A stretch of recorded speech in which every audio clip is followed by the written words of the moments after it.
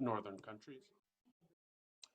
Poor and middle-income countries in the global south have learned different lessons. And first, that is that the established path to raising incomes relies on essentially growing emissions. And this is what the global south is doing, so much so that the majority of greenhouse gas emissions today comes from these countries, and pictured here is the contemporary flow of emissions into the atmosphere distributed by nation. So for countries in the global south to switch their economic trajectories to emit less, they face barriers of both finance and technological know-how. And these are two barriers that the global north might be able to help with. In coal-dependent middle-income countries like South Africa, a group of rich countries have come together over the past 3 or 4 years to develop what have been called just energy transition partnerships. These are designed to help recipient countries to wean themselves off of high-emitting energy sources like coal and to develop new green industries. South Africa is the furthest along in terms of implementation of the 5 countries that entered into negotiation for these agreements. Actually, India was one of these 5 countries and eventually decided to drop out of these negotiations. In the South African case, the scale of finance is less than 1/10 of what's estimated to be South Africa's necessary funds for such a transition, and plans to wind down coal mines have generated significant new pressure points of political anger, as the country's leading business weekly represented in a recent cover story pictured here. What are some lessons from these recent attempts by rich countries in a new green development agenda? First, rich country green industrial policies could potentially be kicking away the ladder for climate-friendly development in the global south. Second, that the climate finance that does exist is largely focused on decommissioning carbon and not development. But what matters is not just finance. Green technology transfers are likely critical to enable catch-up amid a rapidly changing green technological frontier. So what's clear is that the political imperative remains behind strategies that raise incomes. And that has usually meant to focus on growing economies, whether by emitting or not. What rich country green industrial policies have done is suggest that focusing on technological innovation makes it possible to imagine the joining together of growth and reducing emissions. This is not a crazy proposition, as this figure from the Financial Times suggests, though I should note that this figure does not account for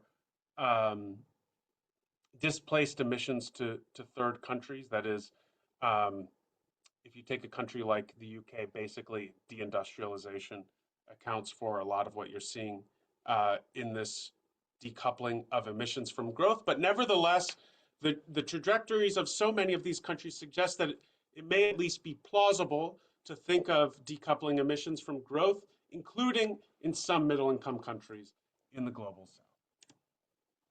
Now, sociology, my discipline, has never been a discipline obsessed with growth for growth's sake.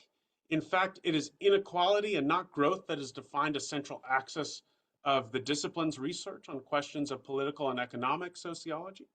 We want to know who is green growth for, that is, who receives the gains of such growth. We want to know who is shaping policy and firm strategy for green growth. And we want to know who is doing the actual work of green growth. Finally, we want to know the political coalitions that sustain these models of growth. So while much of the work in sociology that has addressed climate change is focused on how climate change produces or reproduces a range of social inequalities, I want to propose that an economic sociology of climate change can shed light on questions of industrial change at the heart of an interdisciplinary political economy.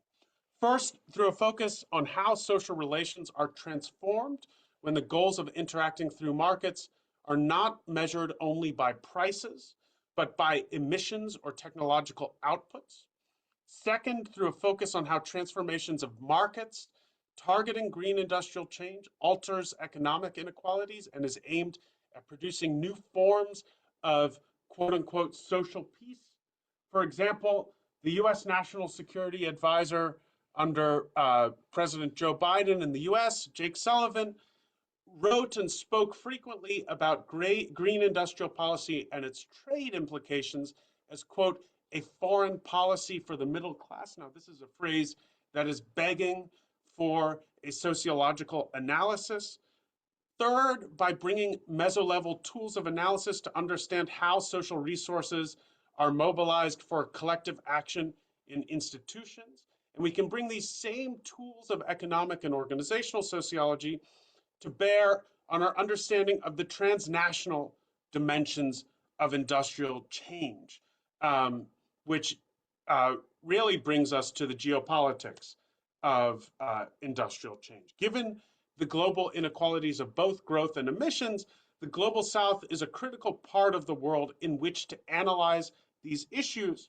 And in new field-based research in Brazil and South Africa, I've begun examining these questions by looking at efforts to transition export-oriented auto manufacturing sectors that are focused on internal combustion engine vehicles to electric vehicles, when much of the global north is about to ban sales of combustion engine cars.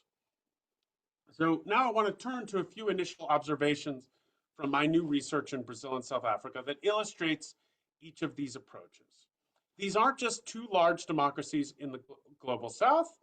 They're also upper middle income countries with significant export-oriented industrial histories, which are now, to quote Danny Roderick, the economist, prematurely deindustrializing. These are contexts with deep traditions of industrial labor mobilization. And the auto sectors in both countries were central to 20th century development strategies, and which now sit at the center of one of the most critical technological transitions associated with green technology. That is the transition from combustion engine vehicles to electric powertrains, EVs. So the methods that I've undertaken for these research include 92 semi-structured interviews across both countries with auto firm executives, related firms in the broader EV ecosystem, economic policymakers, state and local officials, metal workers union officials. I've also visited ICE assembly lines. These are the combustion engine assembly lines in both countries that are being converted to various forms of EV manufacturing, as well as electric bus assembly lines.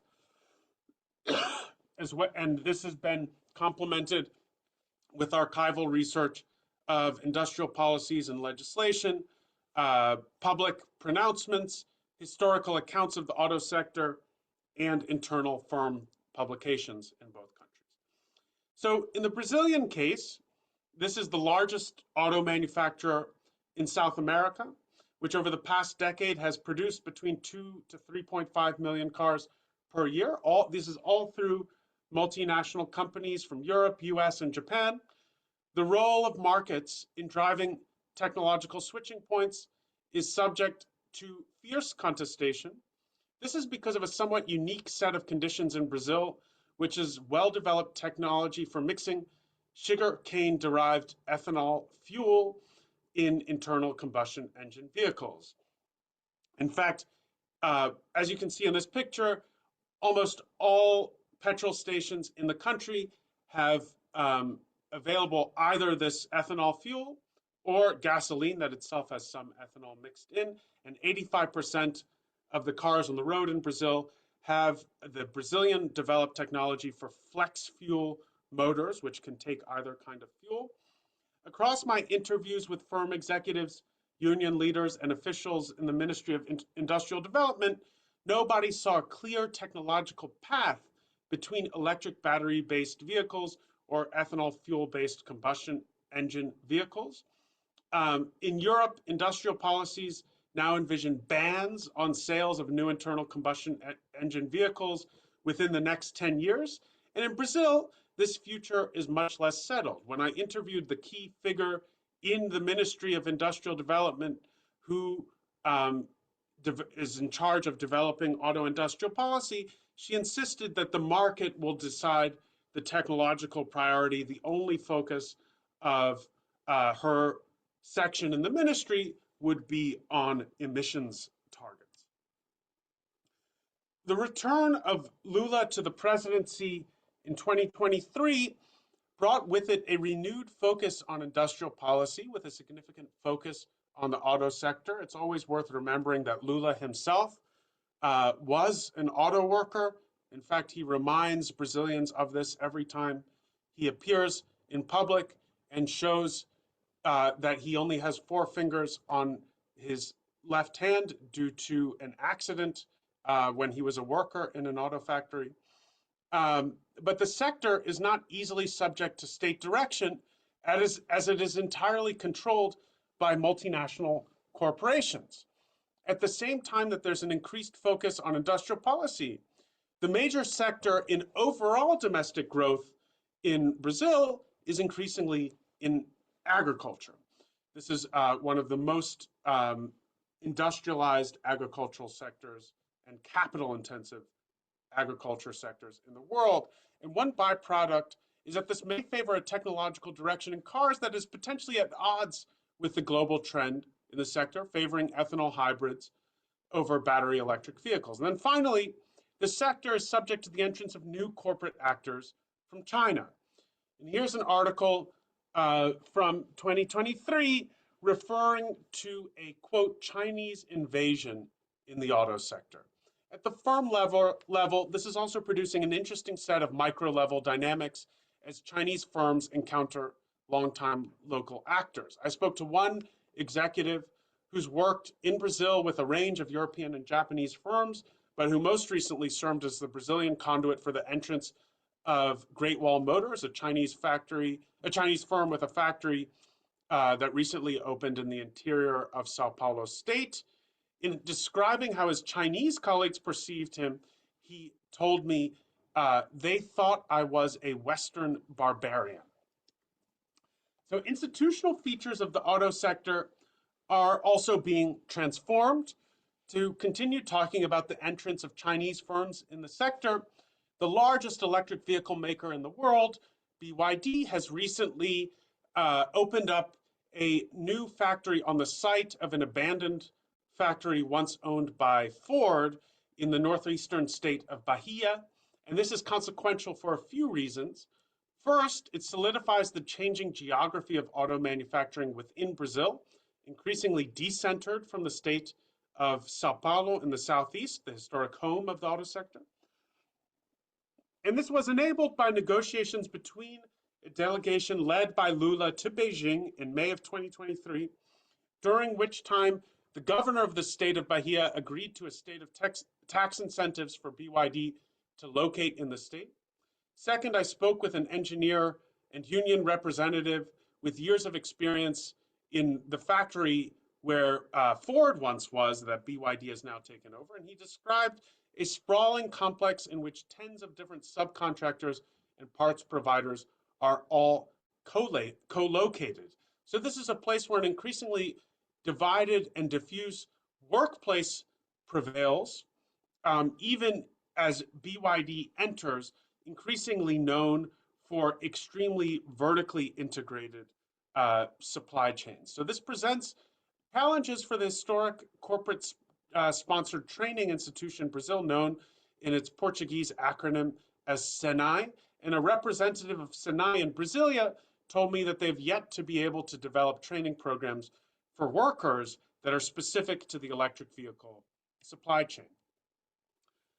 So what I want to suggest about Brazil is that this is a case that certainly is beginning to make this kind of technological transformation, but it's one that is riven with contradiction that could potentially slow the transition or even stall it. At the same time, I want to suggest that in comparison, South Africa tells a very different story from Brazil, one that is much more stuck in place and has been unable to even generate um, some of the kind of halting steps towards an EV transition that we see in the Brazilian case. South Africa has one of the most carbon intensive electricity grids in the world, almost entirely based on coal. And this creates enormous obstacles at the sectoral level for a green industrial transformation in a sector like automobiles.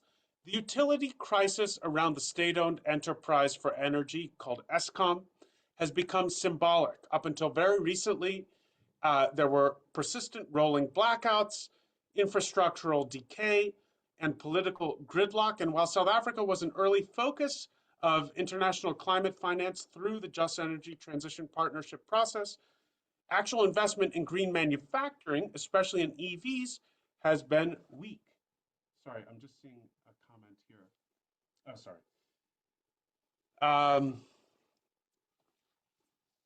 So auto executives in the country report to me that they effectively wrote their own EV policy white paper for the South African Ministry of Trade and Industry, and then had to spend 3 years pushing for its consideration by the country's ministerial cabinet. South Africa's industrial politics are shaped by powerful incumbent interests across government, organized labor, and business, all of whom have deep stakes in both coal and the existing modes of auto production.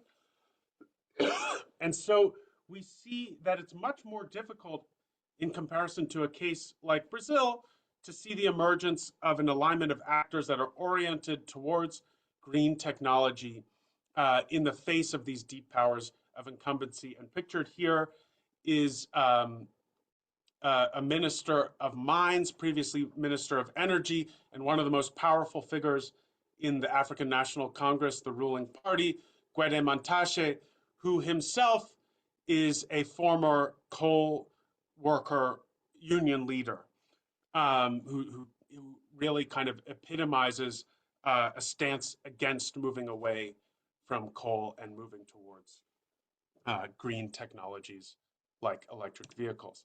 There's also a fragmented state apparatus. So this Just Energy Transition Partnership led to a concentration of climate policy making within the presidency, outside of the control of ministers like Mantashe, who you just saw on the previous slide. But actors within these presidential bodies, such as the Presidential Climate Commission, with a report pictured here, report that this has merely internalized conflict with fossil fuel incumbents rather than sidestepping such conflict. So while Brazil is experimenting, however unevenly, South Africa is stalled, caught in a kind of high carbon holding pattern. So what do we learn from comparison across these two countries? I think that there are a few lessons here that can perhaps apply more broadly within the BRICS and thinking about variation within the global South more broadly. First, energy systems shape development. We can think of Brazil as a emerging kind of electrostate where its production is largely rooted in an energy system powered by water, wind, and solar energy. And I want to emphasize that I'm talking about production within Brazil, because sometimes people might raise the fact that Brazil also exports some oil. But the production system within Brazil, the energy system, is enabling of these green technologies. Whereas in South Africa, the production system is something that we can refer to as a carbon nation rooted in coal. Institutions structure possibility for transformation, and in particular in the South African case, we can see how there is no ministry, line ministry, that's able to champion green technology in the same way that we see in Brazil. And finally, that social coalitions can drive or stall change. And again, it's that capacity to sidestep or not fossil fuel incumbents that's critical. Is in a sectoral sense, like focusing on the auto sector. This is in many ways downstream from how energy systems shape developmental coalition building. So we might think of Brazil and South Africa, or India for that matter, as mere case studies from the periphery. But I want to suggest that this would be a very misleading approach to thinking about green industrial transitions. The global south is not peripheral to a green transition, but in fact it is analytically central. This is where most future emissions will come from. It's where industrial growth is at its most contested. And it's where the hinge points of global geopolitics, especially around technology, finance, and energy, will be shaped in the coming decades. And if we want to understand the future of switching points in economic life, we need to start with these places, not end with them. What does all this mean, for example, for economic sociology? First, we have to rethink how we understand markets, not just as determining prices, but as arenas of exchange that are socially constructed, socially purposive institutions. In the climate transition, markets are being crafted with new goals beyond just prices, including things like lower emissions, technological localization, employment generation, and strategic autonomy in a geopolitical sense. Again, to take the example of electric vehicles, states are creating markets for electric vehicles through public procurement, emission standards, tariff policies, and infrastructure investment. This is not about an invisible hand in which prices are all we see. It's a very visible, very political state redesigning, recrafting what markets are for.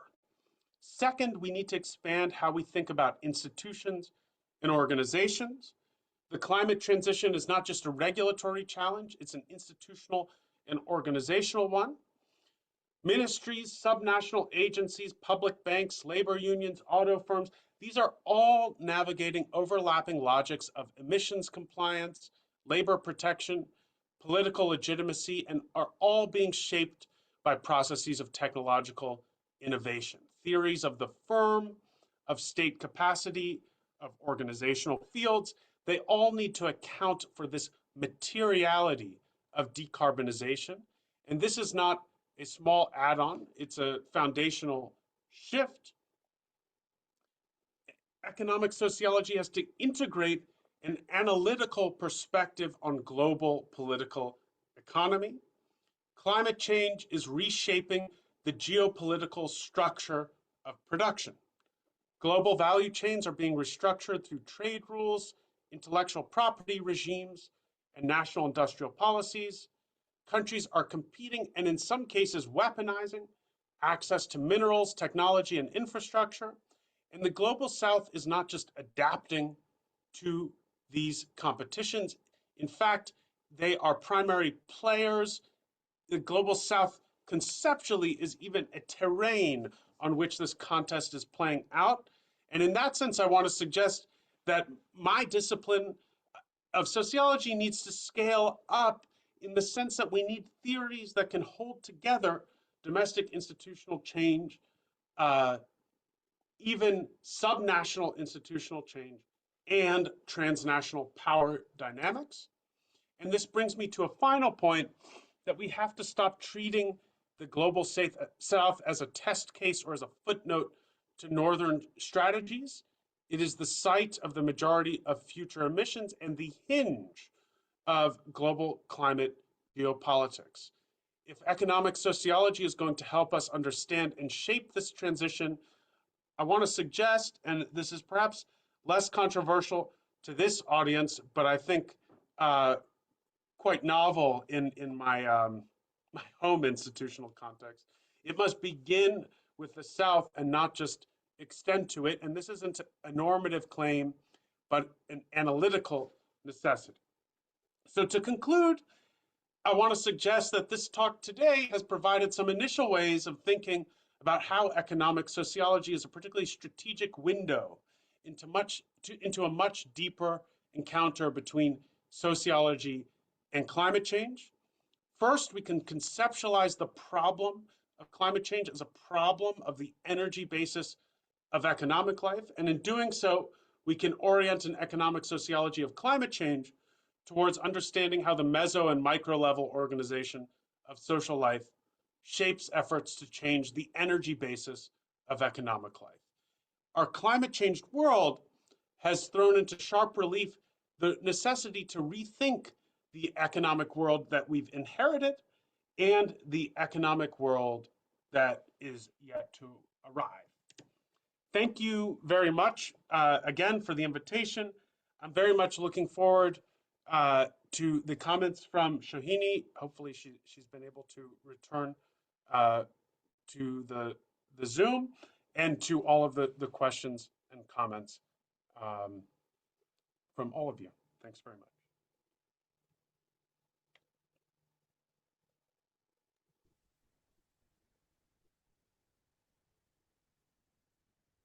Thank you so much. I call you Benjamin. Benjamin, yeah. Yes, so it was really interesting listening to you. And especially, I'm not going to take too long. I'll just take about a minute to summarize and maybe add a question or just a curiosity about some of the things that you've said. I'll start from the end. I like the way you spoke about inheritance, what societies, what we can assess, what have we inherited in terms of energy infrastructure as well as energy pathways. So, especially in the comparison that you bring about between both the global north and the global south, and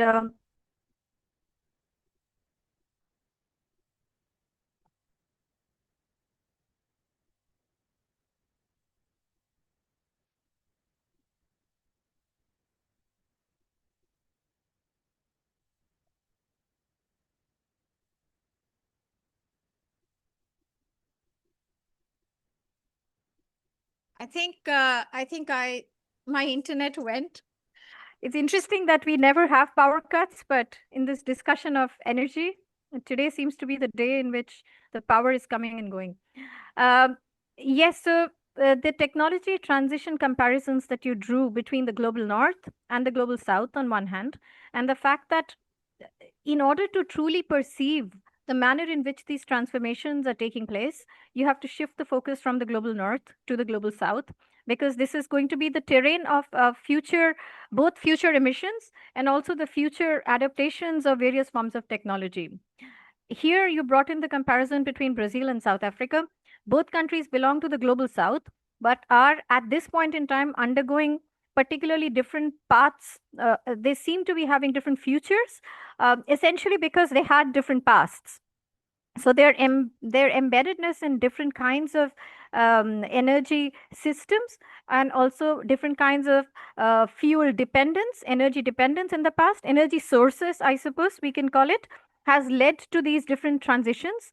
And what these two countries have inherited are not only energy infrastructures, but also institutions and social forms and collective organizations that are built around, that have grown around and shaped, and therefore are in future going to shape transitions. So in order to understand how the green transitions are going to take place in future, we need to pay attention to all these institutional legacies, as well as the manner in which to be able to predict how these transitions would take place.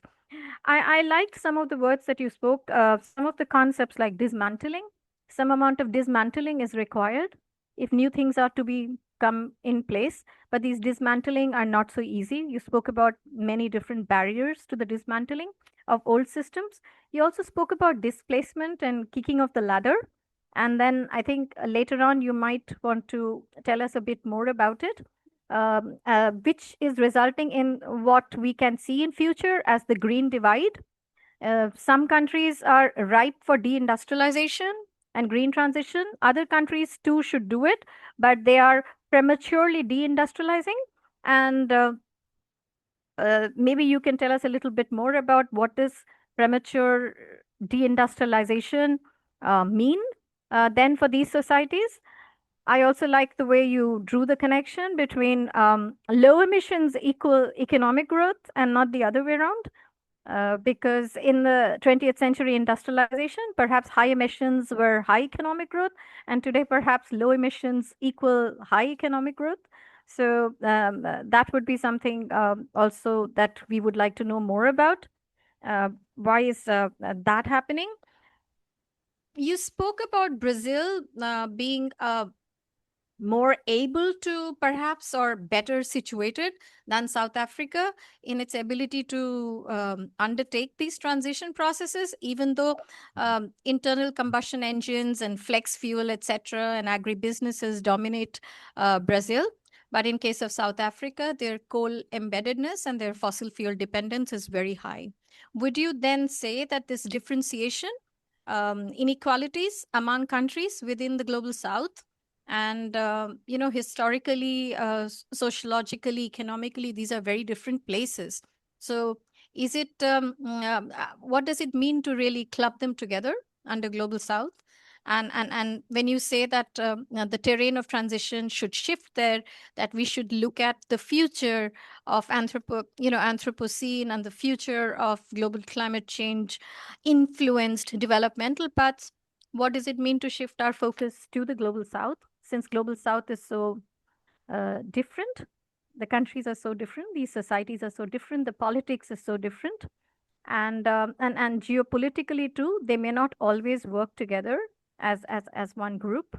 They may ally with different sorts of players from the north or with each other. And of course, please do tell us a little bit more about what you meant when you said that the Brazilian, I think, industrial worker that you interviewed described. No, the Chinese, the Chinese industrial worker described the Brazilian industrial worker as a Western barbarian. That would be interesting. So clearly, the Chinese then see themselves as the civilizing force in these situations to transform barbarian societies and barbarian economies, maybe take them towards a greener future, or perhaps use such places as a terrain for 20th century type of industrialization and leave the 21st century to the bigger and more fortunate players and so on. So I'm not going to take any more time in summarizing. I hope this was my way of trying to get at some of the more interesting nuances that your presentation brought to us, and it was really enlightening. And now I think, I would invite, Professor Shamadar, Dr. Sengupta, other colleagues, participants to please ask the questions, place their questions, and we can continue the discussion. So should I respond or should I wait? Are there other questions? Not yet. So Not yet. Ben can respond your questions and wait if there is another. If Professor Shamadar has any questions. Then no, I do not have any question. I liked his lecture very much. Sohini summing up, so I'll just listen. Please sum up. Yeah. Sure. So, Sohini, thank you so much for summarizing so succinctly and asking these very helpful questions. I guess the first one: what does the Global South category do here? I should say that one of my goals with this project is to lean into the variation that exists within this category, precisely because I think there's a real danger in using it as a blanket category, in covering up what are basically all of the important dynamics that matter when we think about the challenge of development and technological change. That is, just because countries are seen in a broad sense as middle income, let us say, this does not tell us very much about the capacities to be part of technological transitions, to actually become potentially technology makers as opposed to technology takers. And I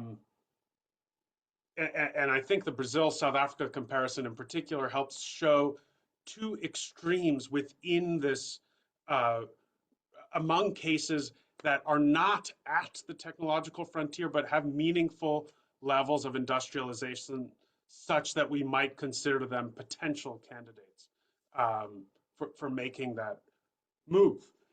I mean, the broader point is precisely about these inheritances that Sohini, you honed in on. And the inheritances are not the same kind of inheritances that defined the development literature, for example, in the 20th century.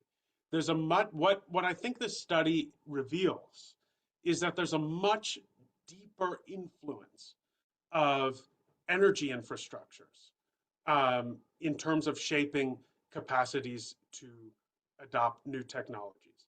So what does this mean for the kind of transnational or even geopolitical dimension?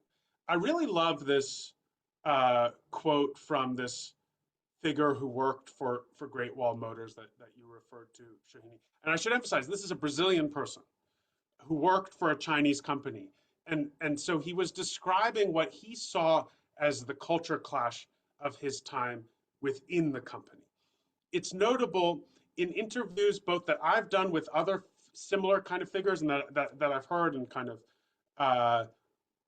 newspaper and podcast interviews with Brazilians who then become employees of Chinese firms in Brazil. They are at pains to mention that these are Brazilian operations of Chinese firms. But to me, that's somewhat of an exhortation. It's kind of like you do protest too much if you keep having to emphasize this point, which is not, for example, at this point, what Brazilians in American or European or even Japanese firms would say today in Brazil. Now, is there a civilizing process going on? In a way, there's something that seems inevitable. China has become a green tech leader, perhaps the green tech leader. And so wherever it goes, it will see itself as the leader, or its firms will see themselves as the leader. And the notion of some kind of civilizing project may not be far behind in such a context. But there's still the question of how does the host country react to this? Now, my analysis is when this figure that I quoted as saying he was perceived as a barbarian, he was describing quite an early moment in the Chinese entrance into the Brazilian auto sector. This is in the early 2020s. By now, we actually see policies that are forcing increasing possibilities for technological transfer once the Chinese firms arrive in Brazil. And I think we're actually seeing a changing way of talking about this encounter, such that it's increasingly about partnership as opposed to purely kind of, this is not colonial tutelage in a kind of 19th or 18th century sense, but certainly the hierarchies are a bit more contested due to the leverage that Brazilian policy has enabled. Now, where does that leverage come from? That comes from the power of incumbent interests within Brazil. You have a willingness to experiment with green technology in Brazil precisely because the ecosystem of domestic incumbent interests is much more open to that experimentation than a case like South Africa, which is still desperate for, and this is, policymakers have said this to me outright in interviews. They would love any kind of Chinese investment in manufacturing, and it has not happened yet in the auto sector. And my argument is that's because you don't see the same kind of alignment or at least displacement of key incumbent actors aligned to fossil fuels to enable similar kind of green tech experimentation that you see in the Brazilian case.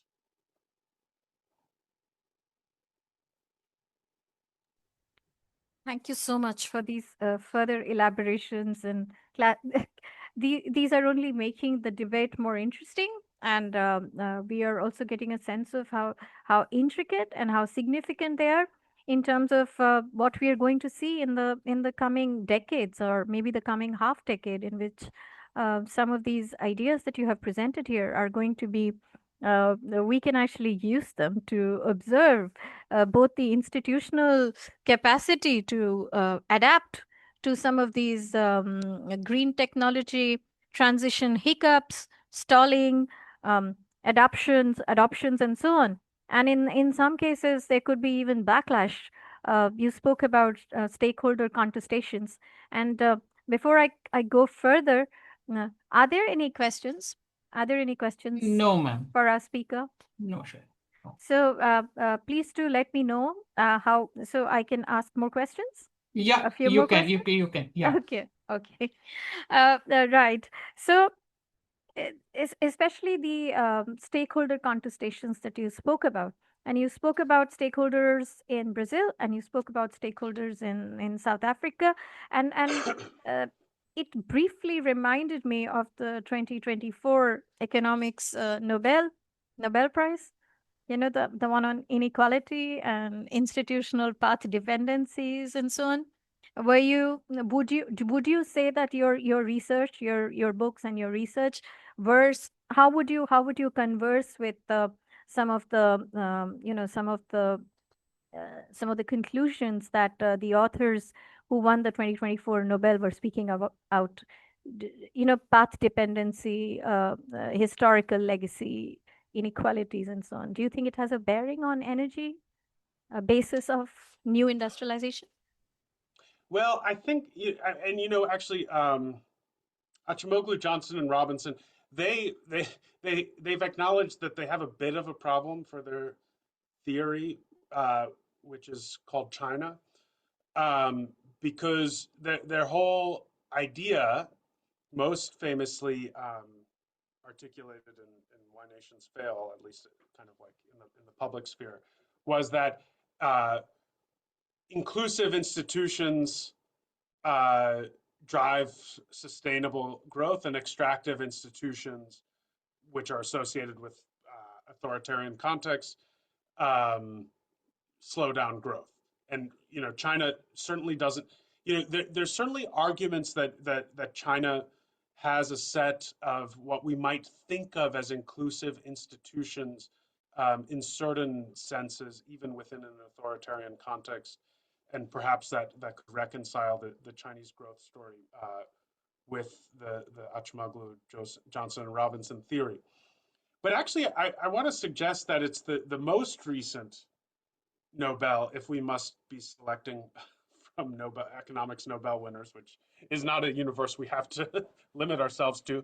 But the focus on the Schumpeterian dynamics of creative destruction, that the most recent economics Nobel winners focus on. In some ways, that may have more to help us understand what's going on here.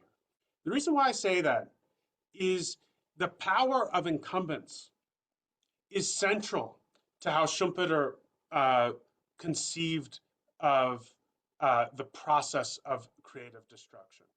And what the work that I'm doing here is showing is it's explaining variation in when incumbents are able to be involved in a political economic bargain that enables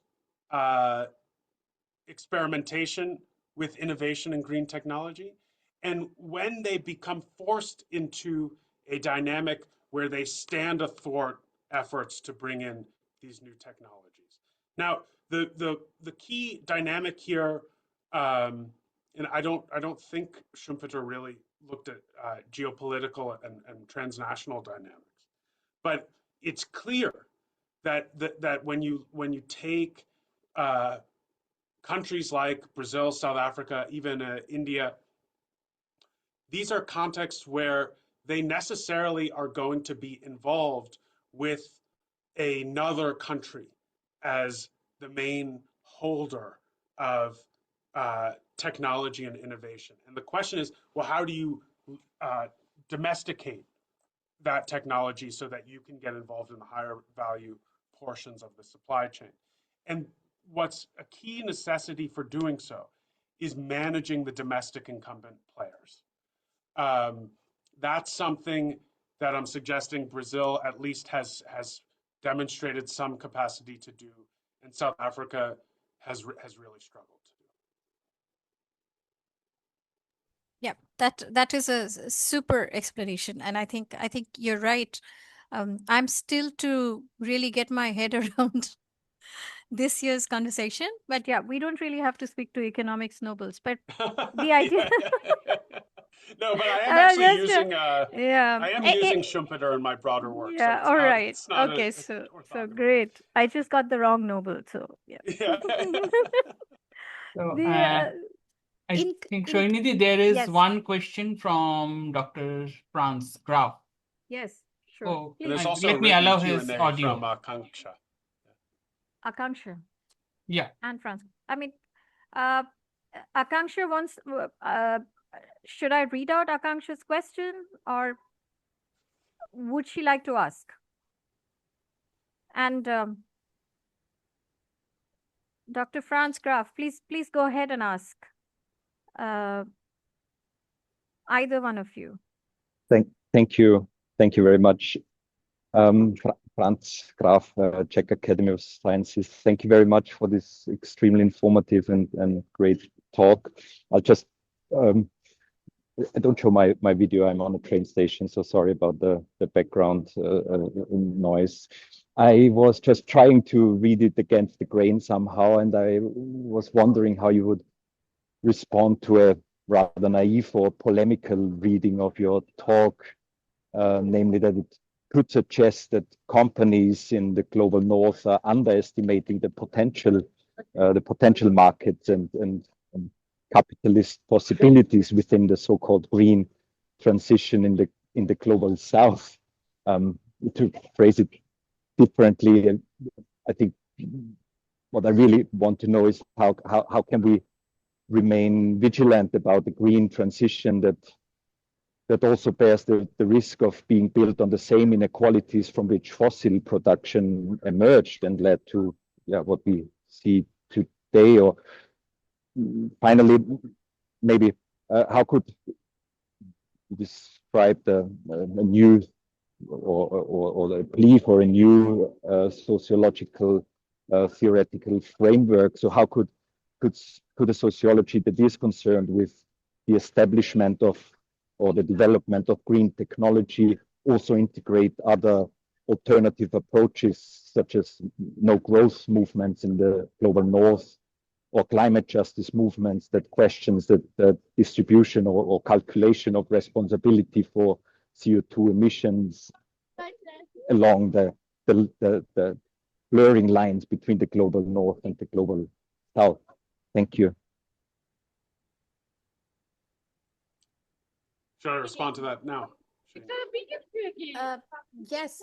Should I also tell you Akanksha's question? Akanksha, would you like to ask? Or should I read this out? Okay. Where is Akanksha's question? Given the urgency of green transitions, how can we reconcile the push for EVs with the ethical concerns surrounding the mining of critical minerals?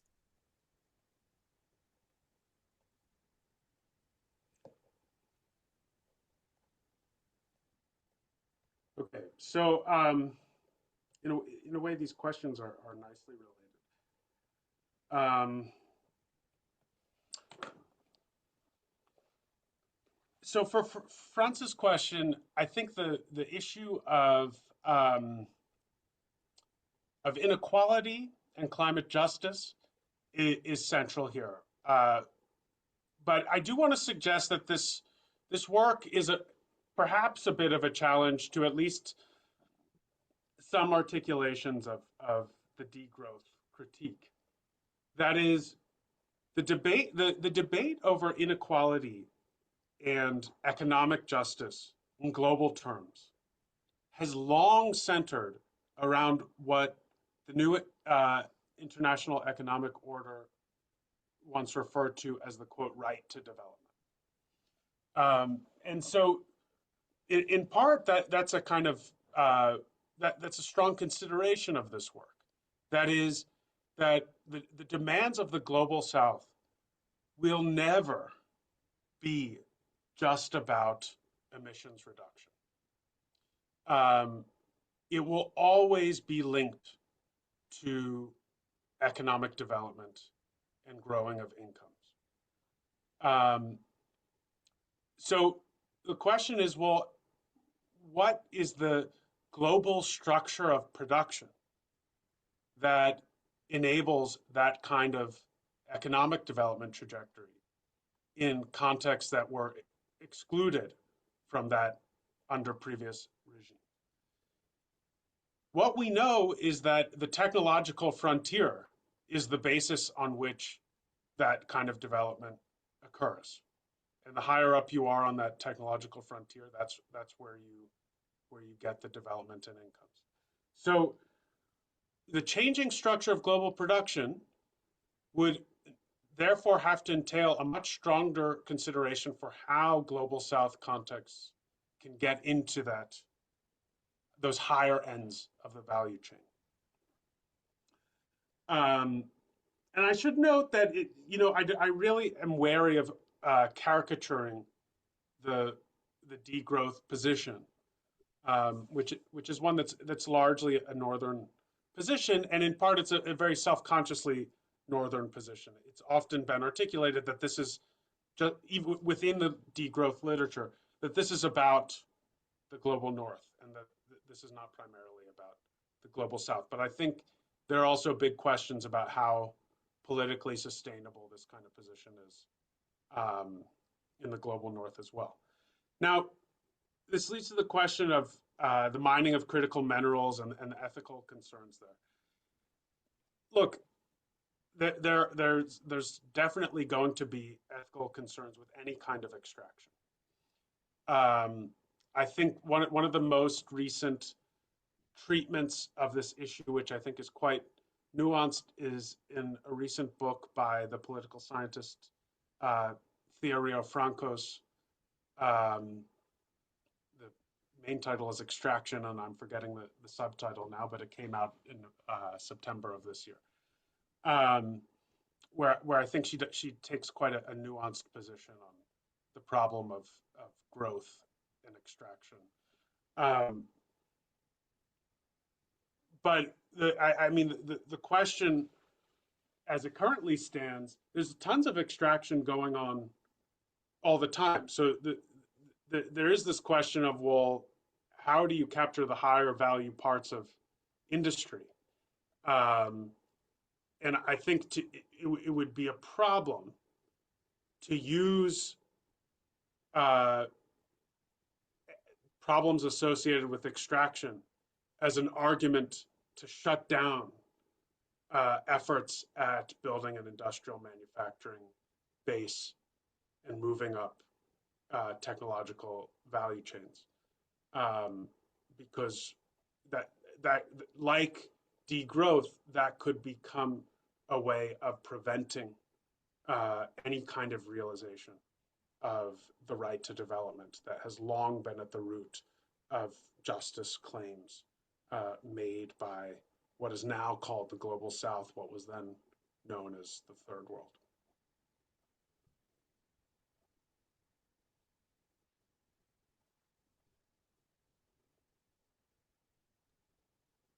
Thank you so much for the questions and the responses. Do we have any more questions? No, No more questions. no. What do you suggest, Roger? Do we do? With your permission, can we end for today? Yes. So yes. then that I would be- deliver the formal vote of thanks. Yes, please. Yes. Okay. Thank you. Okay, on behalf of CRG, I would like to convey my gratitude to all the attendees of our first of this online lecture. We are grateful to Dr. Benjamin Bradlow for his lecture and Dr. Sohini Sengupta for moderating the program. The program would not be possible without the mentorship of Professor Anubir Shamadar. We are thankful to him. We are also grateful to our director, Dr. Shyamolendu Majumdar, and honorary coordinator of CIG RLS program, Dr. Anita Sengupta, for supporting us to arrange and conduct the program. We are grateful to our funder, Rosa Luxemburg Stiftung, South Asia, for keeping their trust for a long time. We are particularly grateful to Britta Peterson, resident representative of RLS South Asia, Neha Nagvi, program manager, and Jitendra Kumar, accounts officer of RLS. Last but not the least, I am thankful to the members of CRG and my colleagues for supporting me to make this program success. Thank you. Thanks so much. Thank you. Thank you. Thank you. Thank you.